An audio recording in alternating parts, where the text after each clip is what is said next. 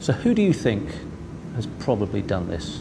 Somebody local, somebody passing through, somebody staying in the resort? I tend to the view that it would have been somebody who actually lives there, because if people were staying there, most of them have got kids of their own in that particular resort, though it's doubtful that anybody there would have been responsible. So we're left with the idea that it's somebody who lives locally, stays locally, and certainly within a 5-kilometre radius. Portuguese police have been heavily criticised. What do you think of their investigation, particularly in the early days? One doesn't want to, criticise these people, but at the same time, logic has it that they should have been a little bit more thorough in the way they went about it. I mean, they have still not done a proper house-to-house inquiry where you start at the centre and you move out, and the chances are that she may well be within a few hundred yards of where she disappeared from. I mean, that's the terrible thing. Is Madeleine's abductor likely to be showing any odd signs of behaviour that might be picked up by those around him? I don't think they'd be showing anything a month later.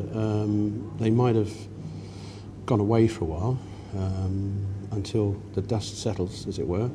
But then if it's somebody from this country that has committed the offence, then they're away anyway. They might well be living there or travelling. So I don't think that we would know. But I mean, somebody must know about a relative or friend that's near to them has already offended against children. And if they also know that they've been to Portugal recently or are living in Portugal, then they ought to get in touch with the authorities, because that's very relevant. Because in my view, whoever's done this is in the system already.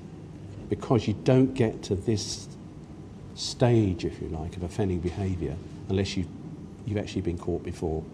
It's so advanced. Paedophilia, you can always put on a sliding scale, and so you'll start at one end with somebody who maybe downloads child porn from the internet and may not actually touch a child, although they're clearly guilty of an offence, but they might not actually touch a child. And then you go through the range of offending behaviour where they might just touch one child and interfere in a certain way or expose themselves, and right through the whole gamut of offending behaviour. And at the other end are predatory killers, people who kill children and sexually abuse them. And by the time they got to that end, they will have been through the system.